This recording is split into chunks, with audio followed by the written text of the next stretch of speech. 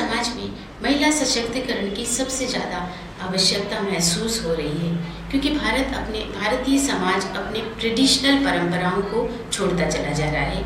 हम जिस तरीके से जो हमारा कल्चर है, जो हमारी संस्कृति है, उस संस्कृति को छोड़ करके हम विदेशों की संस्कृति को अपनाने की कोशिश कर रहे हैं, और वो विदेशी संस्कृति कभी भी महिला को प्रमुखता देने वाली संस्कृति नहीं रही है।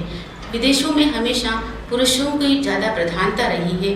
यदि आप उनकी धार्मिक संस्कृति को भी देखेंगे तो विदेशों में आपको, या अमेरिका या कहीं बाहर की कंट्री में, कभी भी आपको महिलाओं को पूजते हुए या महिलाओं को चर्चेज में विशेष रूप से पूजा जाए, ऐसा कोई स्थान नहीं दिया गया है।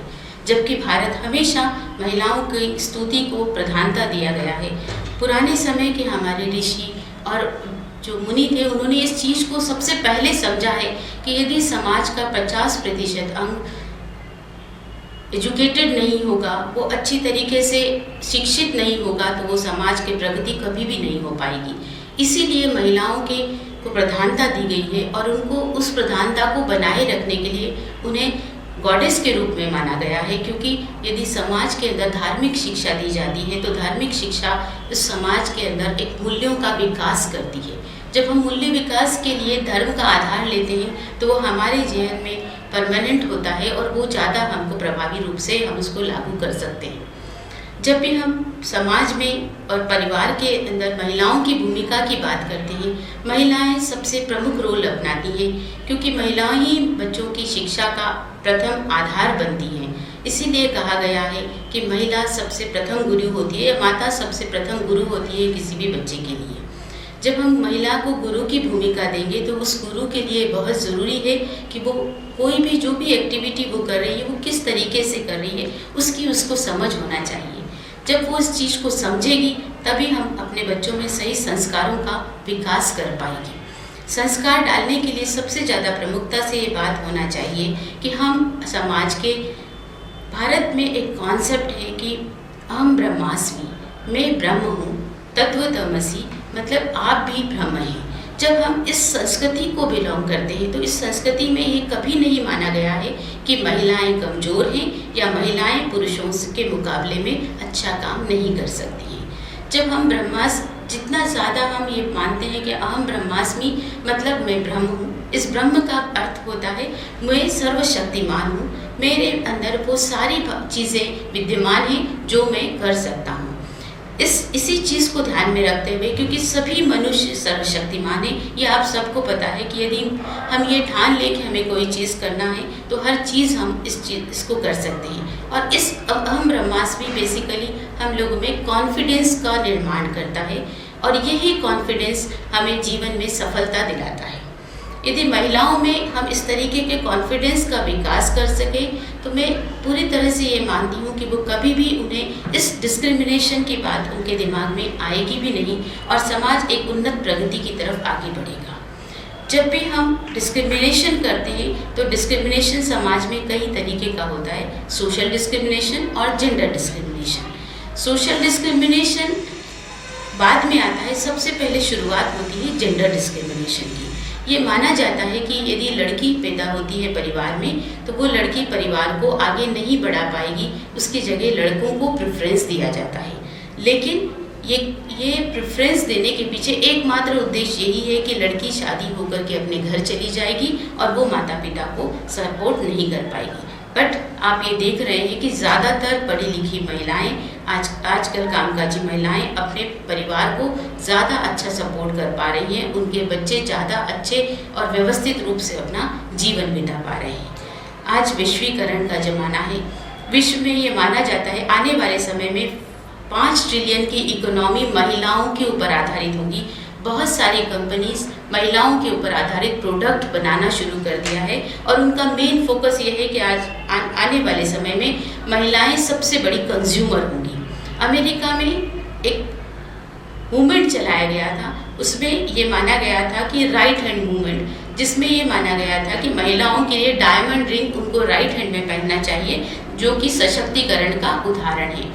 तो बहुत सारी कंपनीज वुमेन पावर को आगे ले रही हैं और ये उस चीज़ से आर्थिक फ़ायदा उठा रही हैं, और हम भारतीय उन सारी चीज़ों को समझते जानते बूझते भी अपने कल्चर को छोड़ करके उस दिशा में भाग रहे हैं। इसलिए मेरा आप सभी लोगों से अनुरोध है कि यदि हम अपने पुराने साहित्य को देखें, पुराने साहित्य को सही अर्थों में समझें, तो हम अपनी संस्कृति को बचाए रख सकते हैं और महिलाओं के ऊपर जितने तरीके के जो अत्याचार हो रहे हैं, क्योंकि भारतीय संस्कृति ये कहती है कि जहाँ पर नारी की पूजा होती है वहीं पर देवताओं का वास होता है। नारी की पूजा का तात्पर्य ये नहीं है कि हम नारी को गॉडेस बना करके बिठा दें, हम नारी को उसके सही अर्थों में एम्पावर करें, और एम्पावर हम तभी कर पाएंगे जब हम उसको उचित रूप से शिक्षित कर पाएंगे। शिक्षा देने के साथ साथ उसकी जो भावनाएं हैं उन भावनाओं की कदर करेंगे। बाजार में 80% जो खरीदारी होती है उसमें महिलाओं का निर्णय सर्वोपरि होता है, ये बहुत सारी स्टडीज़ बताती हैं। इसका मतलब महिलाएं चाहे सामने रूप से मुखर रूप से न आए, लेकिन उनका रोल समाज में बहुत बड़ा है। तो यदि हम बार बार इस बात को लेकर के कहते हैं कि महिलाएं अशक्त हैं, तो कहीं पर भी किसी भी समाज में कभी भी महिलाएं अशक्त नहीं होंगी यदि हम उनके अंदर इस बात की भावना भरें कि वो पूरी तरह से सशक्त हैं और वो सब कुछ कर सकती हैं। शुरुआत वहीं से होती है जब हम महिलाओं को उनके हर एक्टिविटी के लिए प्रमोट करने के बदले हम उनको हतोत्साहित करते हैं और हमको ये कहते हैं कि आप ये चीज़ न करें क्योंकि आपके व्यक्तित्व को शोभा नहीं देता है। मैं ये मानती हूँ कि समाज में पुरुष और महिलाएं दोनों एक समान होते हैं और दोनों की अलग अलग भूमिकाएं हैं।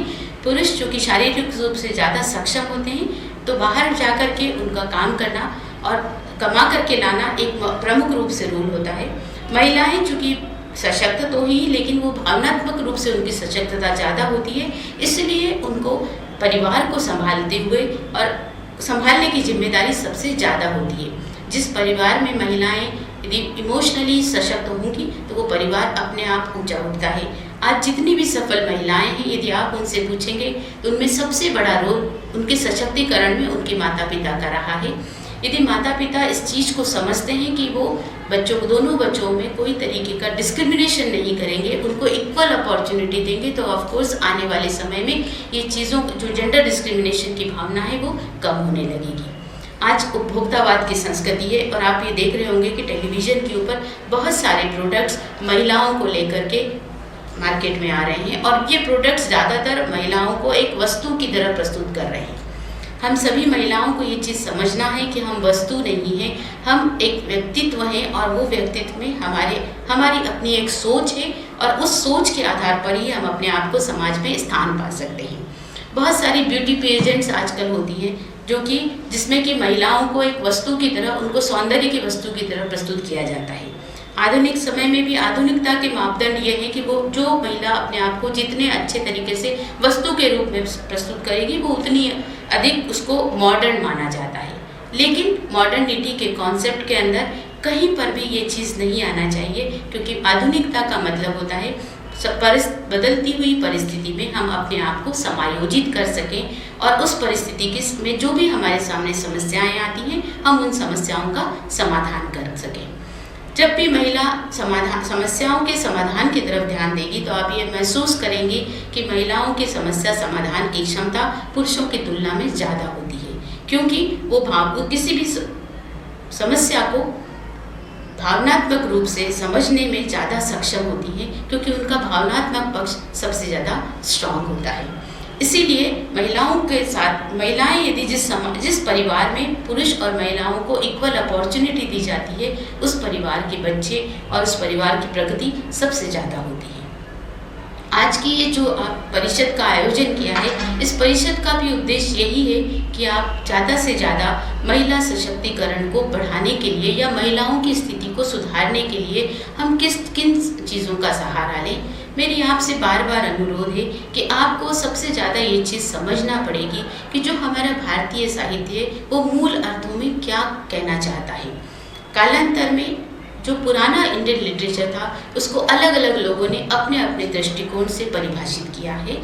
यदि हम वैदिक साहित्य के अध्ययन की, मैं आपसे बार बार ये बात करती हूँ कि जब हम वैदिक साहित्य का अध्ययन करते हैं तो वैदिक साहित्य के अंदर कहीं पर भी ये बात नहीं लिखी है कि नारी पुरुषों से कमज़ोर है या महिलाओं को शिक्षा नहीं दी जाना चाहिए या नारी उपभोग की वस्तु है। हमेशा ये माना गया है वैदिक साहित्य में कि जितनी ज़्यादा नारी शिक्षित होगी उतनी ज़्यादा परिवार और समाज की समृद्धि होगी। इसीलिए ये माना जाता है कि महिलाएं और नारियों को गॉडेस का रूप दिया गया है। लक्ष्मी, जिसे धन की देवी कहा जाता है, धन अर्थात यदि वुमन के पास आर्थिक स्वतंत्रता होगी तो ऑफ कोर्स उस आर्थिक स्वतंत्रता के बल पे वो अपने आप को समाज में प्रस्थापित कर पाएंगी।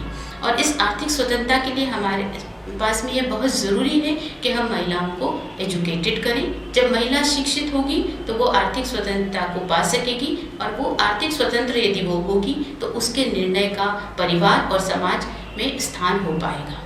दूसरे इम्पॉर्टेंट एस्पेक्ट ये होना चाहिए कि दूसरा जो हम कहते हैं कि सरस्वती का अर्थ होता है कि शिक्षा। जितनी ज़्यादा महिला शिक्षित होगी उतना ज़्यादा उसकी थिंकिंग पावर डेवलप होगी। जितना ज़्यादा हमारी थिंकिंग पावर डेवलप होगी उतना ज़्यादा हम समाज को सफल योगदान दे पाएंगे। तीसरा जो एस्पेक्ट हमारे इंडियन सोसाइटी में है वो दुर्गा का रूप है। महिला दुर्गा का रूप है, इसका मतलब महिला को सशक्त है। महिलाओं में जो ये हमारे मन में ये भावना है कि महिलाएं अशक्त हैं, जबकि महिलाएं पूरी तरह से सशक्त हैं। और भारतीय समाज में ये माना जाता है कि महिलाएं दुर्गा का रूप है, अर्थात महिला जो चाहे वो कर सकती है। आपको पता है कि एक माँ, वो चाहे वो एनिमल की माँ हो, चाहे वो मनुष्य की माँ हो, अपने बच्चे को सबको की रक्षा करने के लिए किसी भी स्तर पर जाती है। तो जब एक माँ अपने बच्चे की रक्षा के लिए किसी भी स्तर पर जा सकती है तो महिलाएं कहाँ से कमजोर हैं। महिलाएं सबसे ज़्यादा सशक्त हो सकती हैं यदि उनको अवसर आएगा तो वो हमेशा उस अवसर के ऊपर सही दृष्टिकोण रखते हुए आपको सहायता दे सकती हैं। इसीलिए आज की जो ये आप परिषद का आयोजन किया है, मैं आप सभी विश्वविद्यालय के लोगों को बधाई देना चाहूँगी कि आपने एक बहुत अच्छा इशू दिया है और उसके अंदर बहुत सारे सब टॉपिक्स जो लिए हैं वो सारे सब टॉपिक्स अपने आप में एक विशेष अर्थ रखते हैं। मैं उम्मीद करती हूँ कि इस परिषद अपने उद्देश्य में सफल होगी। इस समय जो भी डेलिब्रेशंस होंगे वो आप में एक नई सोच का विकास करेंगे और हम आने वाले समय में जो जेंडर डिस्क्रिमिनेशन या जेंडर इनइक्वालिटी की जो भावना है उससे दूर हो सकेंगे। आपने मुझे इस कॉन्फ्रेंस में आने का अवसर दिया, इसके लिए मैं आपका धन्यवाद करती हूँ।